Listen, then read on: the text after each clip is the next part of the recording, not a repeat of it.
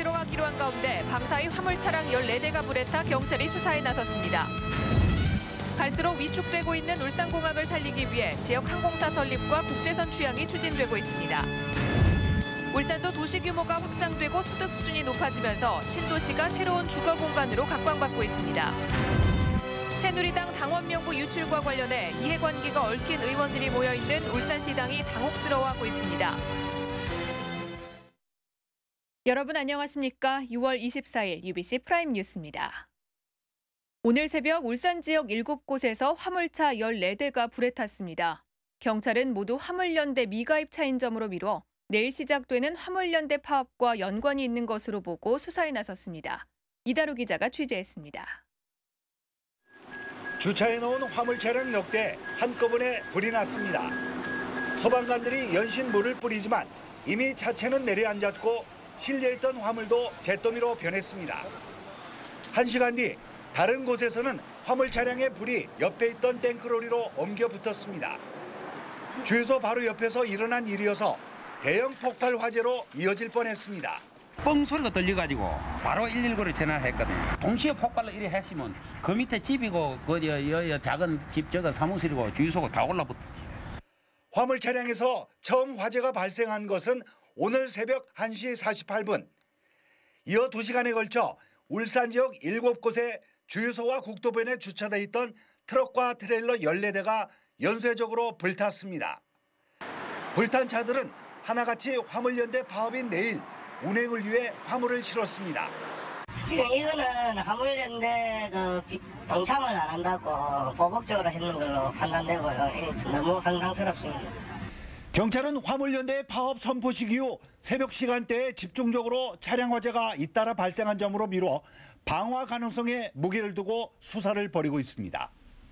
화재 발생 시간과 장소로 미뤄 동일범일 가능성도 있습니다. 동일범 소행 가능성에 중점을 두고 경찰서별로 전담 수사반을 편성해서 현장 주변 CCTV 분석 등 광범위하게 수사를 진행하고 있는 중입니다.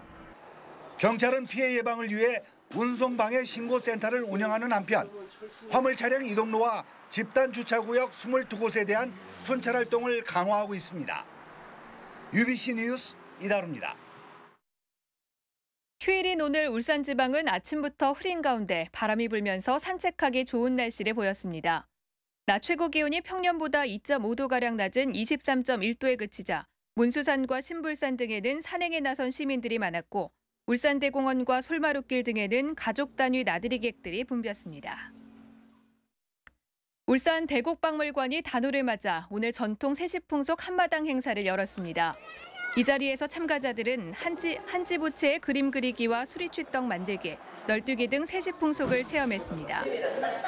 대곡박물관은 단오의 풍속을 즐기고 전통 문화의 의미를 되새기기 위해 이번 행사를 마련했다고 밝혔습니다.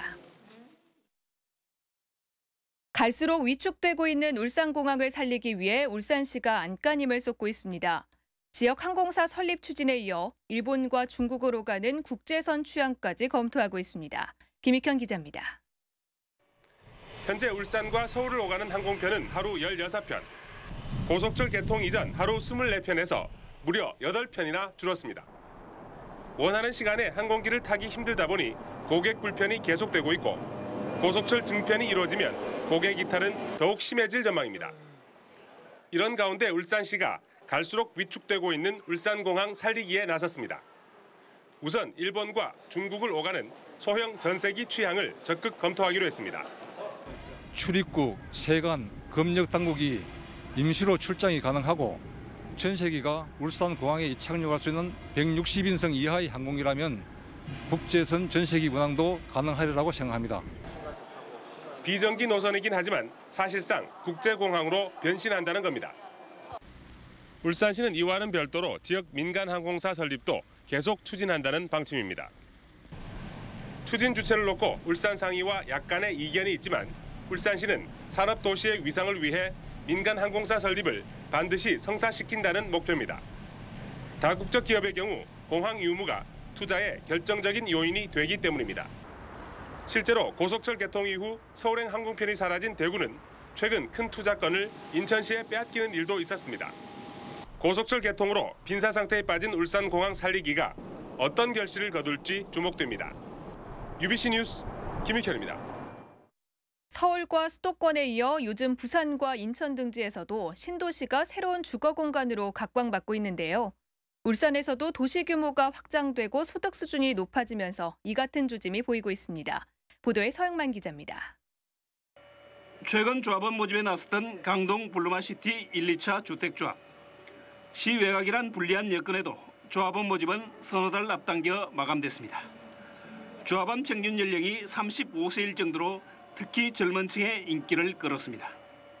동과 동간에 넓어가지고 어떤 일조권하고 조망권을 다 갖췄습니다. 그러다 보니까 어떤 차후로 봤을 때도 어떤 가치가 있기 때문에.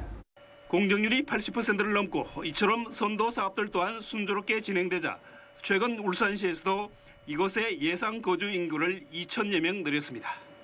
인구나 규모에서 3배나 더 큰 우정혁신도시도 마찬가지입니다. 이미 세계 이전기관의 신청사 착공에 들어가는 등 전국에서 가장 빠른 진척도를 보이고 있습니다. 분양 아파트 역시 모두 1순위에서 마감됐으며 이 중 10% 정도는 이전기관 가족들이 입주할 전망입니다.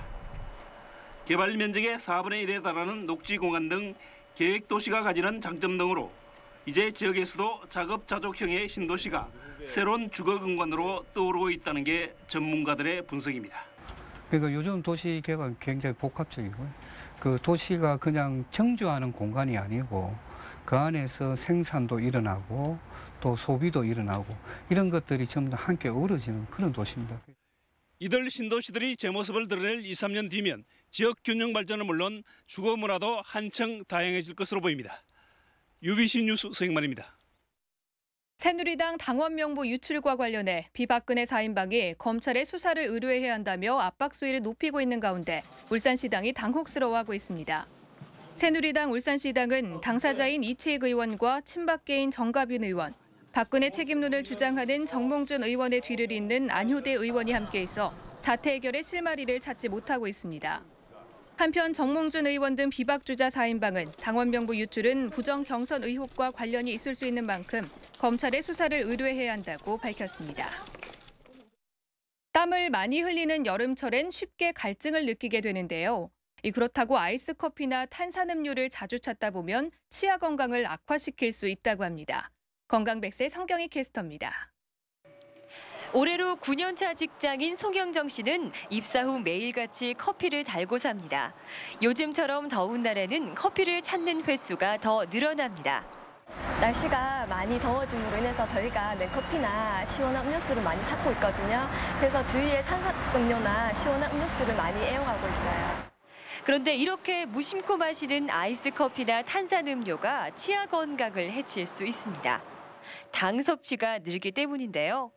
식약청에 따르면 지난해 하루 평균 당 섭취량은 61.4g으로 2008년에 비해 23% 늘었습니다. 음료수에는 설탕이 많이 포함이 되어 있습니다.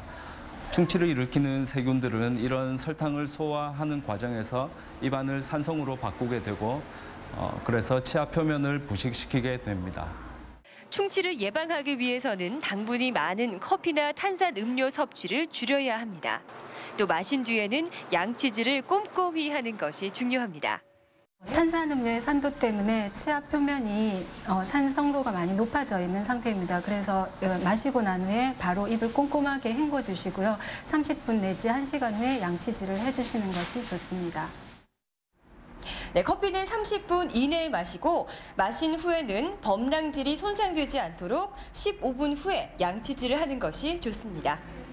여름철에는 입이 마르지 않도록 물을 조금씩 자주 마셔주는 것도 충치 예방에 도움이 됩니다. 건강백세 성경입니다. 오는 27일 동구 일산해수욕장을 시작으로 지역 해수욕장들이 잇따라 문을 엽니다.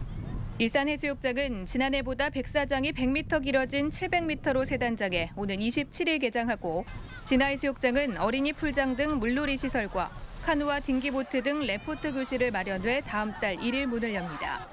지난해 일산해수욕장은 76만 명, 진화해수욕장은 54만 명이 찾는 등 피서객이 해마다 증가 추세를 보이고 있습니다. 울산시 시설관리공단이 한국소비자포럼이 실시한 소비자 신뢰도 조사에서 2년 연속 시설관리 부문 1위로 평가받았습니다. 시설관리공단은 이번 평가에서 공공시설물을 전문적으로 관리하는 활동은 물론 고객 만족을 조직 문화로 정착시켜 우수한 평가를 받은 것으로 나타났습니다. 남구청은 다음 달 4일부터 4일 동안 문수 컨벤션센터에서 국내외 관광학자와 전문가 등이 참석하는 울산국제관광 학술대회를 개최합니다. 지방관광 활성화를 주제로 한 이번 학술대회에서는 고래관광자원의 새로운 가치 발견과 국제화를 위한 발전 방안 등이 논의될 전망입니다. 끝으로 날씨입니다. 내일 영남지방은 동해상에 위치한 고기압 가장자리에 들겠고 가끔 구름 많겠습니다. 아침 최저기온은 18도, 낮 최고기온은 24도로 오늘과 비슷하겠습니다. 바다의 물결은 1.5에서 4m로 남해동부 먼바다에서 매우 높게 일겠습니다. 다음은 주간 날씨입니다. 장마전선이 활성화되면서 28일에서 30일까지 비가 올 것으로 전망되고 그 밖의 날은 고기압 가장자리에 들어 구름 많겠습니다. 기온은 평년과 비슷하거나 조금 낮겠다고 울산 기상대는 예보했습니다.